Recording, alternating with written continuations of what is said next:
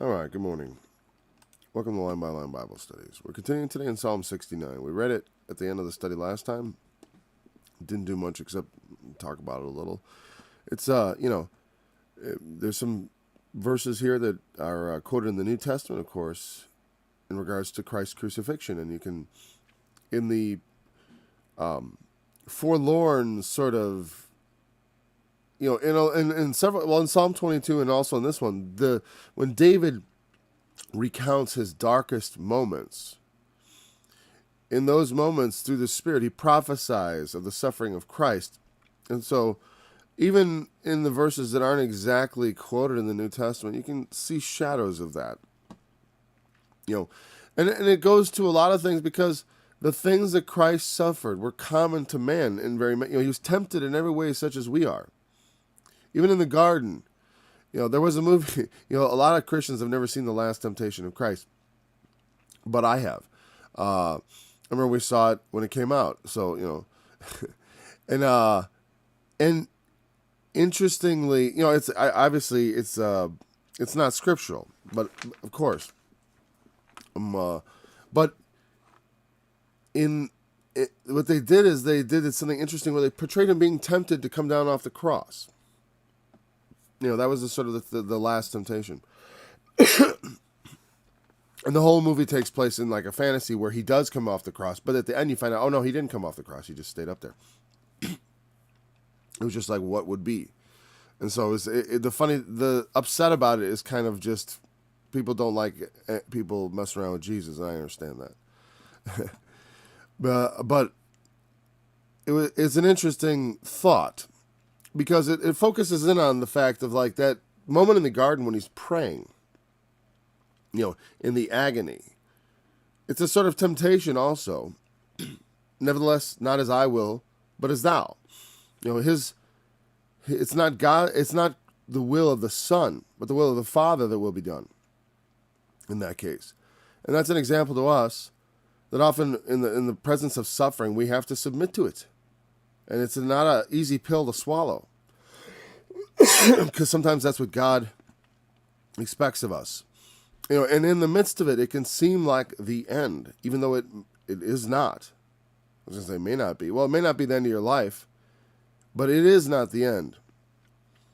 If we put our trust in the Lord, we can be assured of that. So let's read the psalm.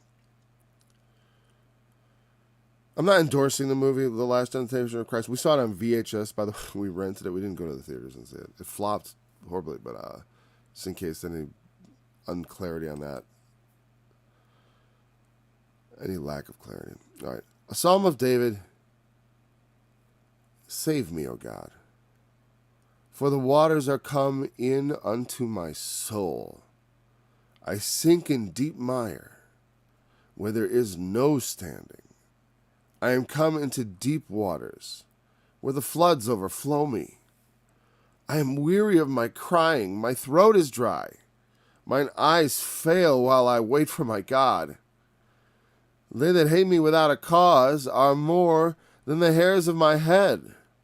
They that would destroy me, being my enemies wrongfully, are mighty.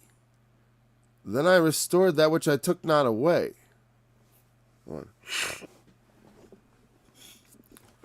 I think my chair got tilted back a little since yesterday because it needs to be up a little more. There we go. O God, thou knowest my foolishness, and my sins are not hid from thee. Let not them that wait on thee, O Lord of hosts, be ashamed for my sake. Hold on 1 second.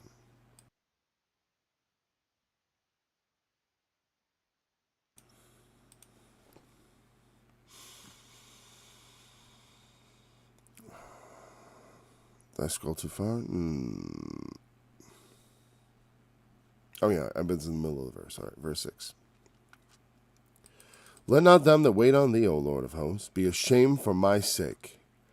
Let not those that seek thee be confounded for my sake, O God of Israel. Because for thy sake I have borne reproach. Shame hath covered my face. I am become a stranger unto my brethren, and an alien unto my mother's children. For the zeal of thine house hath eaten me up, and the reproaches of them that reproached thee are fallen upon me. When I wept and chastened my soul with fasting, that was to my reproach. I made sackcloth also my garment, and I became a proverb unto them. They that sit in the gate speak against me, and I was the song of the drunkards. But as for me, my prayer is unto thee, O Lord, in an acceptable time, O God. In the multitude of thy mercy, hear me.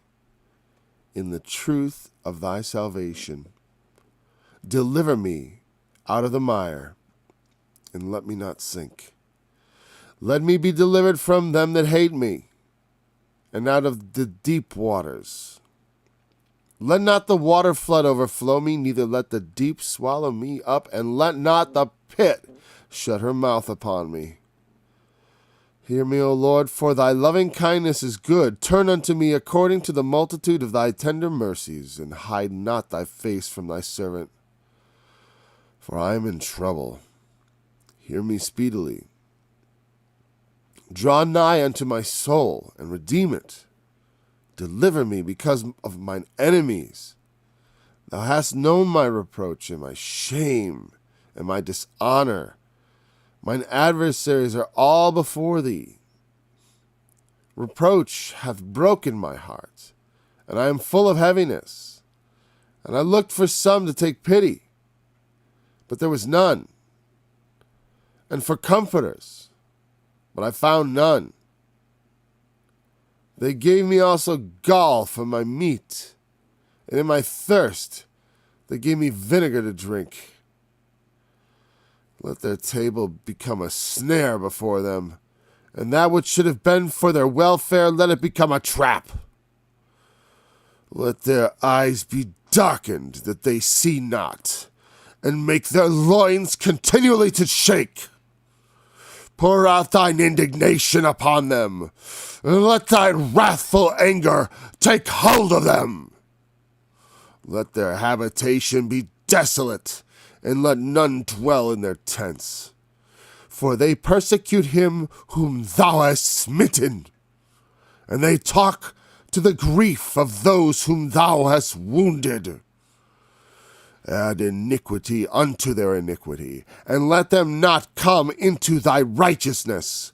Let them be blotted out of the book of the living, and not be written with the righteous. But I am poor and sorrowful. Let thy salvation, O God, set me up on high. I will praise the name of God with a song, and will magnify him with thanksgiving. This also shall please the Lord better than an ox or bullock that hath horns and hooves. I guess they used to use the F in the plural. The humble shall see this and be glad. Screen's blank. So, oh, there we go. It came back. Thank you for coming back, video card. Verse 32. The humble shall see this and be glad, and your heart shall live that seek God. For the Lord heareth the poor, and despiseth not his prisoners. Let the heaven and the earth praise him, the seas and everything that moveth therein. For God will save Zion, and will build the cities of Judah, that they may dwell there and have it in possession. The seed also of his servants shall inherit it, and they that love his name shall dwell therein. To the chief musician. Okay. And the reason that's moved from where it usually resides in most Bibles is explained in study number 88, which didn't seem that long ago, but now it's actually receding quite a ways, isn't it? Considering we're on 125. So that, it's quite a magnificent piece of work, this psalm.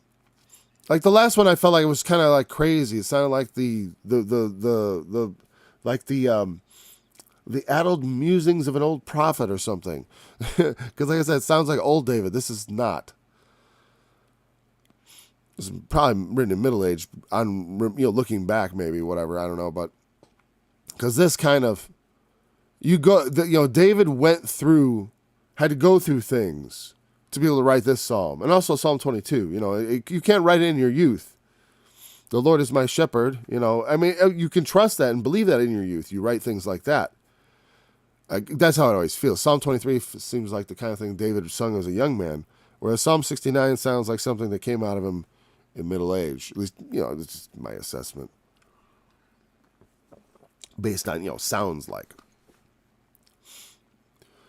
Because it's very well thought out and constructed.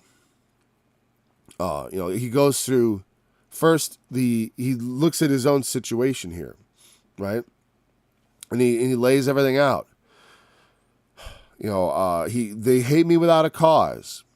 They want to destroy me. I haven't done anything wrong. And this is something David, though later in life, he sinned greatly and suffered because of it.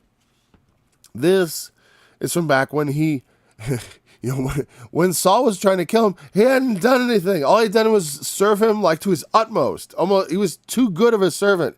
There was no treachery in his heart. He loved his king. He loved Saul. And he loved Saul's son, Jonathan. And God had anointed him king, but it was like, okay, I guess I'll be king someday, but Saul's king now. And I love his son, Jonathan. There's no treachery. There's only trust. David has done nothing. And there is that thing in life. Very often, people are hated for their virtues. And in school, when you send your kids to school, I hope you talk to them about that. It's like, if your kids are good looking, they might be hated because they're good looking. If they're smart, they might be hated because they're smart. If they're rich, they might be hated because they're rich. That's not necessarily a virtue, but it's something people often think of as something as a positive. Like, if I have money, I think that's positive, right? If you have money, you think that's positive. Well, when someone hates someone because they have money, it's not because they think it's a negative. You know what I mean? Like, if someone hates someone because they have a problem, let's say they have a drinking problem, and then they hate them because, he's a drunkard. Well, that's despising someone for their sin's sake. That's, whatever. You shouldn't despise anyone. But the point is, oftentimes people don't despise you because you do badly.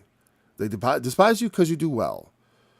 There was an animation my brother and I were working on based on an idea called, it was called The Nail That Sticks Out. And the rest of that proverb gets hammered down. And it came from just considering things in Japan, and I have a friend in Japan and all that, like the way society treats young people there often. And very often it's the attitude towards things. We don't have that so much here. In fact, we've taken it extremely to the opposite, where like the nail that sticks out gets put on a pedestal, and then all the nails that stick out get put on a pedestal. And pretty soon we just get nails everywhere, and everyone's hurting their feet because they're stepping on them. That's a pretty good analogy for exactly the way things went, as far as like people behaving out of the ordinary. But I don't want to encourage anyone to despise one for any reason. But the point is, oftentimes the wicked, precisely the reason they'll hate you is because of your virtues. Sometimes that's the way, like if you're with a group of guys and there's a lot of swearing going on and you never swear, right? You may get away with it, right? But on some level, if it was known that you were refusing it, you could be seen as a bit of a tighty. I was like, I should have picked a different adjective. Seen as a bit of a stiff, and it's not that they're necessarily going to despise you, but they might look at you askance, like someone who they can't bring into their confidence. And not that you're looking to get into the confidence of a bunch of foul-mouthed people. But people often despise one another for their virtues. Christ was despised for his virtues because he was the Son of God. Like Jesus said, for which miracle do you slay? Jesus asked actually a true question. Because they were like, we're not killing you because you did a miracle. It's because of blasphemy. He's like, well, that's not true. Because I haven't blasphemed anything. And it's funny because like whenever Muslims like will say this seems off topic, but they'll say like, why? Jesus never says he's God. You know, they're like, show me a verse where Jesus says, I am God. That's a gotcha moment they use for people. I just remember watching a video where someone talked about it as a gotcha thing, because it was about, I was watching it for some other reason, I forgot. But, you know, but his enemies said, you, being a man, make yourself God. They seemed to understand that Jesus, in some way, was insinuating that he was God. You know, they got the message. It's in the scripture. So the thing is, Jesus doesn't have to spell it out because the apostles did. It is unseemly for him to spell it out in a certain sense. That's the way it seems to me. Because let another man's lips praise you.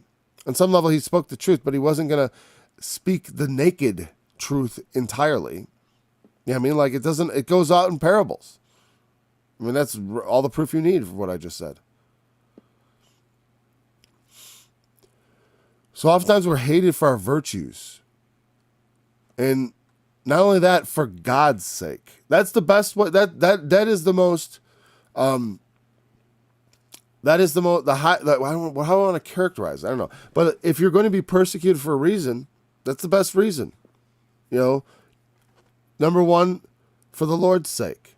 Number two, for some virtue of your own. You know what I mean, if you're being attacked just because you're a good person in some respect, that itself is an attack on God in righteousness. Because when the innocent are being persecuted, God takes note, and he considers it an offense. So, of course, if you're persecuted for your virtue, but if you're persecuted for the sake of his word, for the sake of his work, or for the sake of virtue, he takes it. To me, if you're persecuted for righteousness' sake, God takes that as his own. That is his cause. Even if you are not explicitly as far as what I feel, if you are not explicitly in contact with God or having a relationship with God, when the righteous are persecuted unjustly, God is the avenger of that cause, ultimately. You know, I can only say ultimately because it doesn't always get avenged immediately. North Korea still exists. There you go. Still exists. And when the innocents suffer, the Lord watches until he doesn't. Because, look at it. There's the evidence right here. I've been sinking in the mire. I'm down. I felt like I wanted to overview it, but I want to go back. Not back. We're going to just plod through the waters, the mire. Where's no standing? I'm coming to deep waters. It's an analogy, obviously, of being sunk in waters. Like I said, we still talk about being up to our neck. You know, we talk about people being in deep water or hot water. Hot water is a little different, but deep water is still a thing. And like I said, when people refer to that, they're referring to the Bible. There's so many ways in which culturally we refer to the Bible, we don't even realize that it is a biblical reference. And you don't know that you're just like going the extra mile. Nobody remembers. I mean, many remember, but many people don't. They'll say, go the extra mile. They'll use that idiom about, that Jesus talked about, if any man will compel you to go a mile, go with him twain. They'll take that and they'll say, oh, well, we go the extra mile at this place. It's a scripture reference. When a business claims they go the extra mile, they're talking about the Bible. And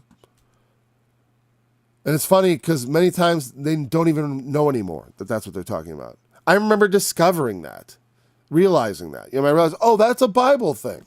Because it's so deeply embedded in our culture, we pick up on biblical themes before we even touch a Bible or even crack one. That's the thing. People in our culture are familiar with biblical themes even though they've never read the Bible. And I mean things that go beyond like just stories like Noah's Ark. They have no idea how deeply they've been infiltrated by it all, quite frankly. How deep in the culture, in the bones of because our ancestors studied it and it got into the language and into the idioms and into the metaphors and all that. So, it's an image of being sunk. Like, I'm in deep water where there's no standing. I'm sinking in deep mire. There's no, it's not like I'm sinking, I'm going down, and there's no place for my feet to rest. And the floods are overflowing me. The waves. It's like Peter when he was like, Lord, I sink. Except this is like the real thing. He's in the water. I'm in the soup, as they say.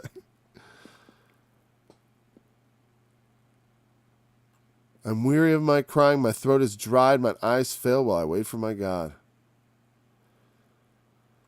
Yeah, because all the crying out. And can you imagine being in that situation? Calling out for help. I know a couple of people who have been in kinds of fearful moments in the water like that. It's terrifying. They'll tell you. They'll tell you. And that's what it feels like sometimes in life when the enemies are surrounding, because he's comparing being persecuted by the enemy to being just about ready to drown. I'm barely able to keep my head over. The waves are coming over me. I'm sinking in a mire. He uses two things. There's a mire and then there's deep water. It's like a mire that's sucking him down, right? He's comparing it to a mire, which would suck you in. Like if you know what that's, mud and muck and mire, like quicksand. It sucks you down slowly. And if you don't know how to deal with it, yeah, you're going down. Especially if you're in it deep enough. I don't know if there's possible to. I don't know. I know ways of dealing with quicksand from, when you just get introduced. I forgot if the similar techniques work from low down, because a lot of times people try to just struggle and they just you gotta go horizontal as much as possible, as soon as possible. But yeah, and then he talks about water, and it's more of like when you're in deep water. I think it's more of like the waves going over your head. It's not so much you're getting sucked down, it's just you're in a position where you can't hold yourself up and things keep overtopping you. It's a real struggle. And that's what it's like when when you have that's the type of persecution he's comparing it to. Something so just completely overwhelming and threatening. And if you think about David's life, when you think about having the king, it's like if the government, if suddenly you're a fugitive from the government in the modern age. I used to like that TV show, The Fugitive. I even showed my kids. I showed my kids the show because I always liked it, right? But it's like you think about it, a lot of that just wouldn't work these days. He just shows up in a town and gets a job without a social security number or a bank account, right? And it's not like some like who are you? It's not like oh yeah, drifters come in all the time, right? People drifting in on foot. Anyways, so that's being a fugitive in the modern world. You need to have help, right? Imagine without no help. How difficult it would be. I mean, in a city, it might not be so hard, actually. Maybe, I don't know. There's a lot of places to hide, but there's also a lot of people. I don't know. And it's a very interesting. Well, I think when people want to be fugitives and really hide out, they want to go in the mountains. If you could manage that, have like a natural dugout kind of thing, right? But being persecuted in this world today, they have such power. Well, what I'm saying is like imagine if the government was actually out to get you. I mean, like, well, people get arrested and stuff, and it's usually pretty quick. But imagine like you kind of knew and you decided you didn't want to be gotten. That's what I'm saying. It's like, imagine the government's out to get you and you decide, Imagine what you're up against at that point. It's like, it's like, what are your chances? Pretty much zero, right? I mean, I would count my chances as zero. I wouldn't even try. I wouldn't try to go fugitive. I would just like depend on the Lord, just like trust in my sword. Because, we still live in a country where they don't cut your tongue out. So as long as they can't do that, I'm in pretty good shape as far as I'm concerned. Even if they do, God can give my gurglings meaning and the words will still come out.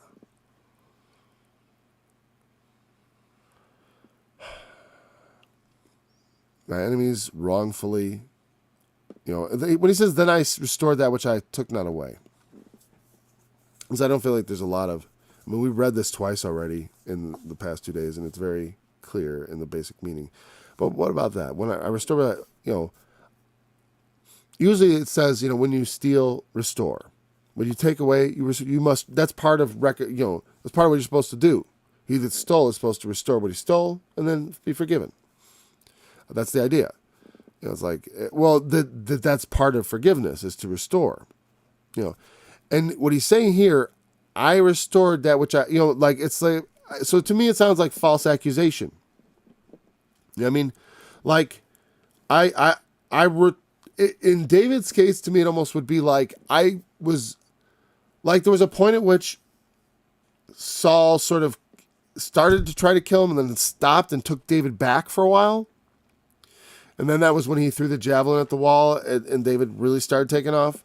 And I wonder about that in a sense of, this kind of makes me think of like, I restored what I took not away, meaning I became a loyal servant. I had never taken away my loyalty to Saul. But then I gave it back to him again. Like when they started persecuting me, I then, like for being disloyal, then I was loyal.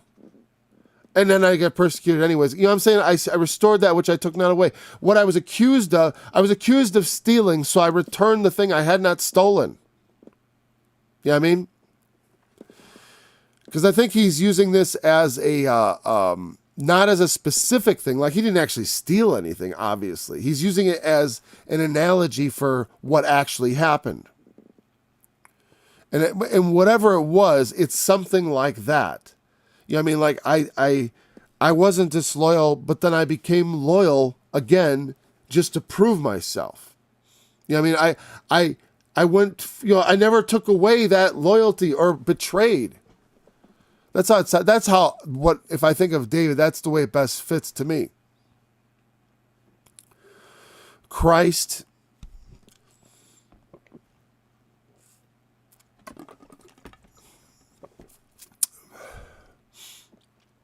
I don't know how exactly that would fit. Maybe something will occur to me. Like as far as ways in which, because David went out of his way to try to be reconciled with Saul. And Christ and his enemies, not so much. Like Jesus came and preached his gospel. I'm starting to sort of see how I could, like, in a way, like, he said, like, they accused him of lying, so he told the truth again. You know what I mean? It's like, well, or like, yeah, or like when they would get the wrong idea about what he would say. There's like this is like a false accusation. You stole my thing. I didn't. But here, I'll pay for it anyways. How about that? That kind of thing. I don't know. That's what it's sort of, that's what it means. I restored that which I took not away. So how that fits into the life of Christ and David, we'll have to, maybe something will suggest itself to us. Oh God, thou knowest my foolishness and my sins are not hid from me. That would not apply to Christ, but certainly to David speaking, but Christ also, he is the bridge between our foolishness and our sins and his suffering. And the funny thing is that the suffering of David here, and where he brings up, hey, my foolishness and my sins, hey, I'm not perfect. But we come to him for mercy, that we should not be ashamed or confounded. Let not them that wait on thee, O Lord, be ashamed for my sake. Let not those that seek thee be confounded for my sake. Because for thy sake, I serve you. And so those who are under me, that wait on you, or let's say those that wait on you, my brethren, I guess you would think of it as, like, right? Those that are also in that sacred relationship with God, that that wait upon him, they that wait on the Lord, let them not be ashamed for my sake.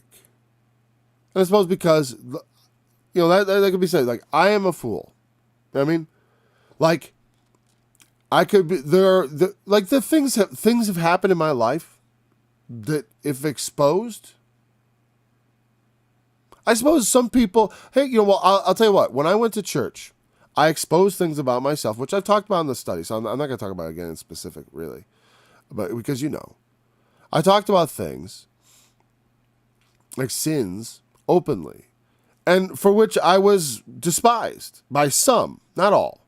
I was, and I don't know if maybe they thought, it might not have been the fact that I was talking about that sin. It might have been they thought I was coming in and trying to be a big shot or something. I wasn't. It was just what happened, because I had a lot of talent and stuff, and because I'd been brought there because of my musical talent in the first place. Of course, I immediately stepped into doing stuff like playing music, and I never once preached. I was there for several years, never asked to preach, never preached. Never had I got to tell everybody something. Never did that. I never felt I wanted to. That's the funny thing.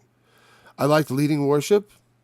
I never felt like I had a sermon to preach, like a message. The Lord did not give it to me. And I never questioned it or worried about it, And if I should be up there preaching. It's like, well, I never questioned it. It's interesting. But I was despised. But the thing is, because of my sins, there were people who, when I admitted it. So imagine if I hadn't admitted it, let's just say it was just exposed. Like, I wasn't coming there confessing my sins, but I'd come there as whatever. And then at some point, some sin got exposed. Right? That could cause some people to be ashamed because of me, for my sake. Especially, let's say I'd been built up in the ministry. For example, like the guy who was the head of the evangelicals, and his name was Haggard or something. He was the president of the National Association of Evangelicals, right? And he had sins. From his youth, he'd been when he was a young man in his early teens, older men had, or an older man or whatever, I'm not sure, but he had been messed with, sexualized by a man. Terrible thing. Crime. But he carried that with him into adulthood, and then he found himself he got outed in a park with some young man who was an adult. Of course, he was the guy didn't mess with kids or anything, but he was, with a young man, a prostitute. And it brought shame on the church, on all the evangelicals. It was a big story about their leader, the president of the National Association anyways, he was a guy on TV talking about heaven. He was a guy on TV talking about eating donuts in heaven. And God forgive him, because I don't believe I'm piling on people. It's like, that's a hard thing to bear. That is a hard thing to bear. But, bear it. Because it's like, we all have to bear our burdens. We can help each other bear them, but we have to confess. When we keep things concealed, the likelihood that we're going to bring shame on God and Christ increases. It just increases. There's nothing secret that shall not be revealed. Nothing done undercover that's not going to come out. You don't have to tell me about it necessarily. You just better be ready for that. And you better hope it's not, like I said, when I think about all the things that could be exposed about me, I'm already ready to own every one of them. And I've already pretty much owned all of it. Except for, I suppose, gory details. Except for the gory details. Does anyone want gory details? I doubt it. Confession ought to be good enough. It is. And you can tell, because when you're accused, your conscience will tell you if you've confessed and you feel like, are you accused or are you righteous? Has the Lord forgiven you? Are you in the Lord? Well, then there should be no fear of judgment for any sin. Don't fear. Trust, rather. The judge stands at the door. But we've already opened the door, and he's come in and had dinner with us a couple times, so it's just Tuesday again, or whatever. Let not them that wait on thee be ashamed for my sake. Because of thy sake, because for thy sake I have borne reproach. You know, despite being foolish and sinful, I have tried to serve the Lord, he's saying. I don't want to make it about me. But he's saying, I have borne reproach for your sake. The reproach of thee. Meaning, it wasn't me they were reproaching, Lord. They reproached me because of you. They reproached the Lord. You know, like, I've borne the reproaches of Christ, sure. I mean, I'm sure you all have. If you've ever gotten in a discussion with unbelievers, the reproaches of Christ will come. They start reproaching him, and they reproach your faith. It's funny because I say reproach. That's not a word in English I ever use outside of the Bible. Nah. And as I look at it, I'm like, what exactly does it mean? I know what it means in English, but let's see what the Hebrew word is, just because, you know, oftentimes they translate a Hebrew word into dozens of English words of a varying amount of specificity. Meaning, you know, it doesn't necessarily mean, oh, that's the one way or whatever, but it's sometimes curious to see what the root it comes from has in it, and that will give a kind of a clue as to the kind of reproach or disgrace it refers to, because it can be disgrace, contempt, scorn. Right there. That's in the New American Standard Bible. And let's see, I don't want to deal with all that. Where's the King James? I mean the Strong's. So, rebuke. Oh, this is this word. Okay. This one has a funny story to it. I remember coming across this before, a long, long time ago. It's from Charaf. Contumely, disgrace, the pudenda. And boy, when that came up in a Bible study, it came up around the wrong person at one point. And they really got fixated on that pudenda, because that means the genitals, right? As being a kind of like exposure disgrace. You know what I'm saying? The disgraces of exposure. So, contumely, I don't even know what that English word is. That's very unhelpful on Dr. Strong's part. Oh, if you didn't know what giraffe meant, how about contumely? How'd you like to get a lexicon out of English? And apparently they just say it means to reproach. There's no to betroth, blaspheme, defy, rail, reproach. Betroth. That must be a word. That must not be the word I think it is, right? I'm thinking that means to be engaged to be married, I think. But I don't think that must be a different word. A primitive root, this is the root meaning to pull off, by implication to expose, by stripping, specifically to betroth, as if a surrender. Interesting. So I think that is betroth. Figuratively to carpat. It's interesting that they use the same word for, but I mean, is this a word I just didn't know? I just want to make sure that's the word I think it is. Enter into formal agreement to marry. Okay, that's what it says right there. There we go. So it means what we think it means. That's the root word. It does not necessarily mean it affects this in any way, shape, or form. I'm not going to, but this is the sense of exposure. As I said, this reproach does have to do with exposure. But, God is not exposed in any sense. God is not actually vulnerable in any sense, except to the scorn and words of those, words of those who hate him.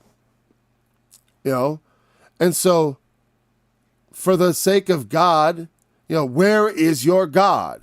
God cannot save you. You're foolish to trust in God. He's not coming. Your God isn't real. Those are the reproaches. You still believe in that old religion? You still believe in that God nonsense? You think God's going to save you? You think God's going to help you? This is the only life you have hope in. Why waste your time looking for God? You should be looking for money.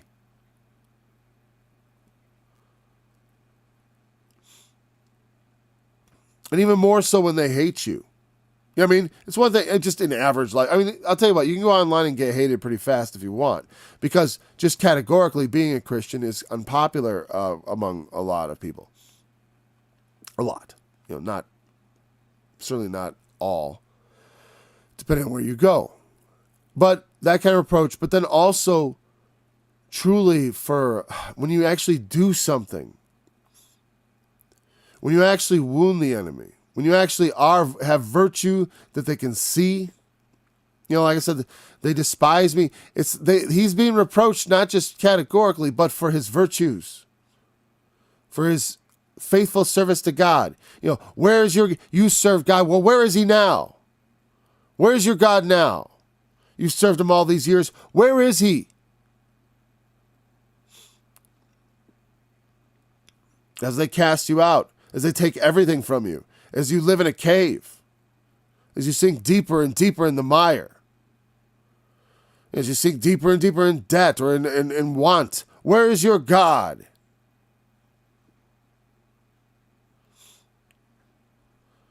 I become a stranger unto my brethren, an alien unto my mother's children. David literally was driven from his own country. Driven from his country.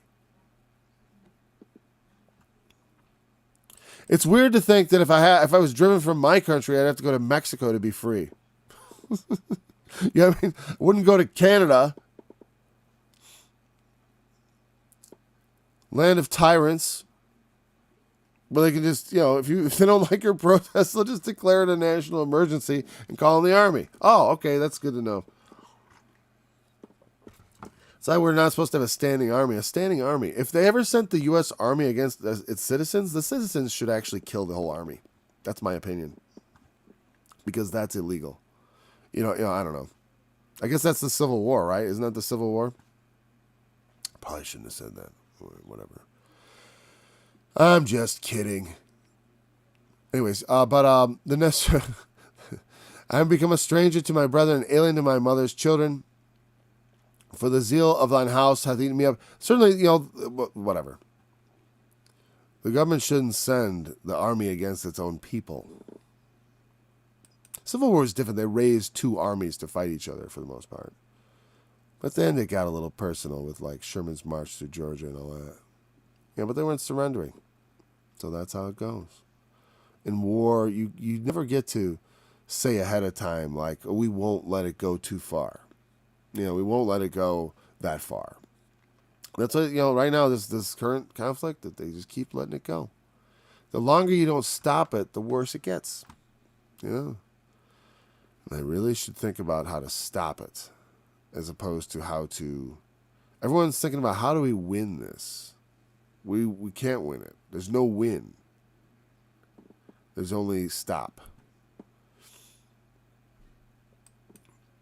Because I don't know what they think. What do you think you're going to win?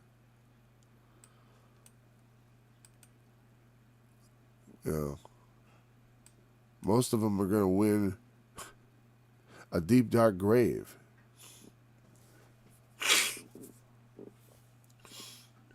When I wept and chastened my soul with fasting, that was to my... whenever, it's like when I tried to do good, I tried to do right things, I tried to be a man of God and follow the right ways. That also was, that when people saw it, that was like shame. Disgrace. They looked at it like it was, they looked at me and mocked me, essentially. That was to my disgrace. To the reproach. Yeah, that's another thing. It's like reproach as shame and disgrace, but also when it's like I reproach you, that idea of exposure, actually, like certain types of exposure in different societies are used as insults. Obviously, like when they take off their shoe and throw it in certain societies, like their shoe or somehow a reproachful thing. But also exposure, like or showing them your rear end, mooning them, is a kind of a sort of a reproach. It can be, like giving the middle finger, exposing just the one. I don't know. But anyways, I'm just thinking of like all the ways they reproach, ways in which they can express reproach. that are an exposure, I guess, whatever. But also being the idea of the feeling you get from being exposed is embarrassment or disgrace. I do like the idea of like disgrace. Not really, he wasn't truly disgraced by this, but that was how it was treated by the people. I mean, his enemies, when he would do good, they would criticize him. I made sackcloth my garment. Is sackcloth and fasting is typical response when one goes into mourning. And he's saying, because of all the troubles, I began to mourn. And I made sackcloth my garment. And I became a proverb to them. Meaning, and that's not supposed to be the right response. That he became when he says, I became a proverb. It's like David, or you'll end up like Jesus on the cross. You want to end up like Jesus? What I'm saying, like that's the kind of like attitude towards the suffering he's going through. He's going through, it's a lot like Job. When Job was suffering and the friends were like, you must have sinned. There must be something wrong with you. You're suffering because it's like, you say you trust God. You say God's going to deliver you, but look at you. Your king has betrayed you. Everyone hates you. They've driven you out from among men. How can you say God is with you? And you go into mourning and you think we don't see through it? God despises you. You're wicked. Look he hasn't blessed you. He's taken all the good things away from you. He's left you desolate. He's taken it all, like Job. You were at the highest pinnacle of achievement. You were right there next to the king, and now where are you? You're in a cave somewhere, hiding. And all the men of Saul seek your soul. But also Jesus, he says, he was despised, again, for the works he did when he would heal. When he said, for what miracle do you kill me? They said, no, but because thou being a man makest thyself God. But the truth was, it was the miracles. It was the miracle. That was why they killed him. That's what drove them insane with rage. Because if he was just some guy, rage and jealousy, because if he was just some guy shooting his mouth off, no one would pay attention to him. It was the fact that people were paying attention to him, and he was saying these things. But they were paying attention to him because of the miracles. Otherwise, every person with some extravagant claim would get heard, and that isn't how it went. There weren't 50 Jesuses. It's not like, it wasn't like The Life of Brian. I don't know why I'm referencing so many movies today, where there's like, there's like a Christ on every corner, and which one's the real one? There's messiahs popping up everywhere, would-be messiahs, But it almost would have to, the truth is, that's what it had to be. That was the time when the Messiah had to appear. So, according to the prophet Daniel. I made sackcloth and became a proverb. I did the things appropriate to mourning. And I was like, it was like a proverb. We would say like a joke in a sense. Some sort of proverbial thing. I'm not going to try to analyze it too much because I think that would just be a cul-de-sac to go into. But same thing with the song of the drunkards. I was a song of the drunkards and the proverb of the fools, essentially. But as for me and my prayers unto you, in an acceptable time, in the multitude of mercy, hear me. It's like, he knows, it's like, hey, God, I know you, because he hears me all the time, but I don't know that he hears me until he answers me. You know what I mean? I prayed for years, and I wondered, does God hear me? He did hear me, but I only really knew it when, it was 17 years ago, a few days ago. I didn't even mark it. It's funny because the day I was like, oh, that's the day. And when the day came, it came and went. The 21st of March is the day I received the Holy Spirit in 2005, 17 years ago. And, important to me. But it happened when it happened. And in that time when it happened, I was like, God heard me. When I tell people why I have faith, I say it most clearly like this, Because when I called on the name of Jesus, he really responded to me. That's the number one reason. I mean, I have faith because of the scriptures and because of all these other things too. I had that before. But when when I called on him and he answered in a way that I was certain that it was heard, then I knew that definitely gave me, that took it to a whole new level of just sense of like, okay, that's real. And it was weird because at the time, like it was essential because at the time I was sort of looking at the scriptures and being like, there's some big bad holes here that I'm having problems with. And then my eyes were open when I received the Holy Spirit, and I understood better. I mean, I always understood somewhat. We all understand certain things, right? But certain things were driven home more surely. And also my understanding was just going to open up. I felt like the scriptures just changed to me. But Song of the Drunkards, proverb. It's mockery. And we're finding plenty of fodder for songs. I get it.